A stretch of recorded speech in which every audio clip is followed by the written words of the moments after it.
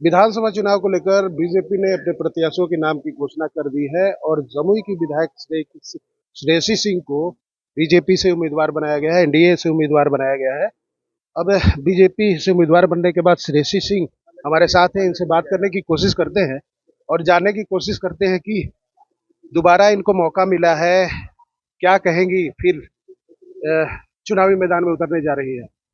धन्यवाद कुंदन जी। हम सबसे पहले अपने शीर्ष नेतृत्व का, अपने घटक दल के, पांचों घटक दल के शीर्ष नेतृत्व का, माननीय प्रधानमंत्री जी और माननीय मुख्यमंत्री जी का धन्यवाद देते हैं कि उन्होंने ये भरोसा जताया कि जमुई की बेटी पुनः इस चुनावी क्षेत्र में, इस चुनावी रणभूमि में उतर पाए और निश्चित रूप से एनडीए की जीत कराकर हम लोग लौटेंगे। एक बात देखा जा रहा है, जो पहली सूची जारी हुई है बीजेपी का, तो उसमें 9 महिलाओं को टिकट दिया गया है। कितनी बड़ी बात है कि महिलाओं को इतना बेहतर असर, मतलब 70, लगभग 80 सीटों में 9 महिलाओं को उम्मीदवारी दी गई है।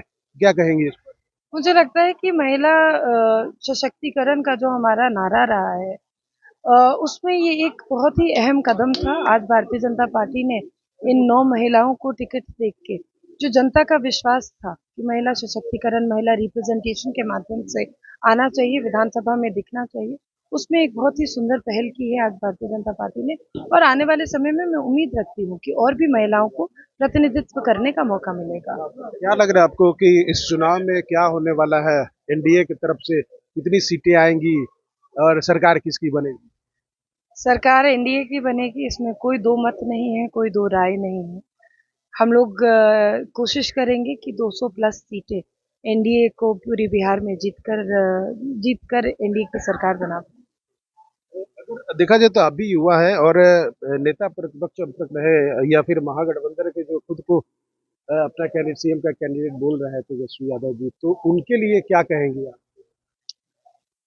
देखिए, लोकतंत्र की खूबसूरती है, इसमें सब लोग अपना-अपना नामांकन कर सकते हैं, पर्चा भर सकते हैं, चुनाव लड़ सकते हैं, अलग पार्टी से, अलग चिन्ह के साथ।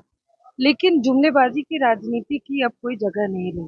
जनता जागरूक है और जनता उसी के साथ जाएगी जो विकास के कार्य कर रही है, जो जन कल्याणकारी योजनाओं को घर तक पहुँचा रही है।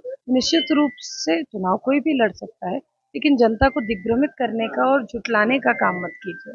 तो मानती है कि तेजस्वी यादव की पॉलिटिक्स इस तरह की है जैसा आरोप है? आरजेडी की महागठबंधन की पूरी तरीके से पॉलिटिक्स बेस्ड ही जुमलेबाजी पर है। हम लोगों ने पहले भी बात किया, बोलते हैं 200 करोड़ सरकारी नौकरी दे देंगे। पूरे राज्य में 26 साढ़े 26 लाख सरकारी नौकरी है। कहाँ से लाएंगे 2 करोड़? जो माई बहन योजना के नाम से जो कर रहे थे, उसमें भी उतना पैसा बिहार सरकार के पास नहीं है, जो कि प्रत्येक महिला को दे पाएंगे। तो इस तरह की बातें उसके बाद गाली गलौज करते हैं एनडीए के शीर्ष नेतृत्व पे, प्रधानमंत्री जी के माँ को लेकर, चिराग पासवान जी की माँ को लेकर, और ये हमेशा से उनका रवैया रहा है। तो इस तरह की जो अमर्यादित भाषा का प्रयोग करेंगे, जो जुमलेबाजी या झूठ बोलेंगे, उनके साथ तो जनता कभी उनको नहीं अपनाएगी। तो मतलब ये आपकी तरफ से तय है कि बिहार की युवा और महिला एनडीए के साथ है? युवा, महिला, किसान, बुजुर्ग, नौजवान, सब लोग एनडीए की सरकार चाहते हैं। तो नॉमिनेशन का डेट क्या होगा? हम लोग नॉमिनेशन 17 तारीख को दोपहर 1:30 बजे फाइल करेंगे। तो ये श्रेयसी सिंह है जो बीजेपी की कैंडिडेट है, चुनावी मैदान में उतरी और सीधे तौर पर इनका कहना है कि आने वाला सरकार एनडीए की होगी।